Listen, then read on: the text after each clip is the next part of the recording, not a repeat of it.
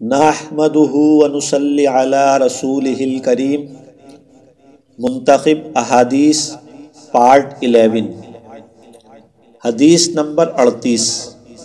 حضرت عبداللہ بن عمر بن عاص رضی اللہ عنہما سے روایت ہے کہ رسول اللہ صلی اللہ علیہ وسلم نے ارشاد فرمایا، ایمان تمہارے دلوں میں اسی طرح پرانا اور کمزور ہو جاتا ہے جس طرح کپڑا پرانا ہو جاتا ہے، لہٰذا اللہ سے دعا کیا کرو کہ وہ تمہارے دلوں میں ایمان کو تازہ رکھیں۔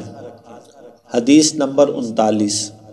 حضرت ابو ہریرہ رضی اللہ عنہ سے روایت ہے کہ رسول اللہ صلی اللہ علیہ وسلم نے ارشاد فرمایا، اللہ نے میری امت کے ان وسوسوں کو معاف فرما دیا ہے جو ایمان اور یقین کے خلاف یا گناہ کے بارے میں ان کے دل میں بغیر اختیار کے آئیں، جب تک کہ وہ ان وسوسوں کے مطابق عمل نہ کر لیں یا ان کو زبان پر نہ لائیں۔ حدیث نمبر 40۔ حضرت ابو ہریرہ رضی اللہ عنہ فرماتے ہیں، چند صحابہ رضی اللہ عنہ رسول اللہ صلی اللہ علیہ وسلم کی خدمت میں حاضر ہوئے اور عرض کیا، ہمارے دلوں میں بعض ایسے خیالات آتے ہیں کہ ان کو زبان پر لانا ہم بہت برا سمجھتے ہیں۔ رسول اللہ صلی اللہ علیہ وسلم نے دریافت فرمایا، کیا واقعی تم ان خیالات کو زبان پر لانا برا سمجھتے ہو؟ عرض کیا، جی ہاں۔ آپ صلی اللہ علیہ وسلم نے ارشاد فرمایا، یہی تو ایمان ہے۔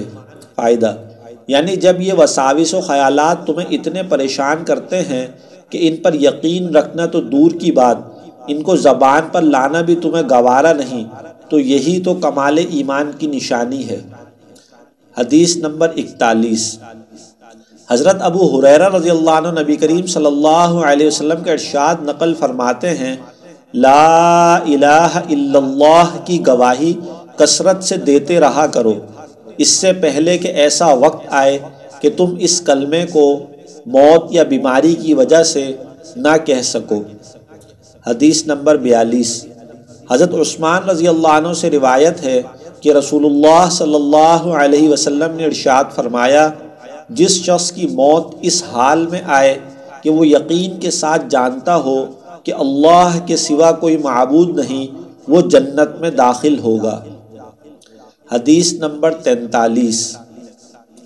حضرت عثمان بن عفان رضی اللہ عنہ سے روایت ہے کہ رسول اللہ صلی اللہ علیہ وسلم نے ارشاد فرمایا، جس کی موت اس حال میں آئے کہ وہ اس بات کا یقین کرتا ہو کہ اللہ کا وجود حق ہے، وہ جنت میں جائے گا۔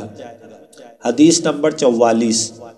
حضرت علی رضی اللہ عنہ سے نبی کریم صلی اللہ علیہ وسلم کا ارشاد منقول ہے کہ اللہ تعالیٰ ارشاد فرماتے ہیں، میں ہی اللہ ہوں، میرے سوا کوئی معبود نہیں، جس نے میری توحید کا اقرار کیا وہ میرے قلعے میں داخل ہوا، اور جو میرے قلعے میں داخل ہوا وہ میرے عذاب سے محفوظ ہوا۔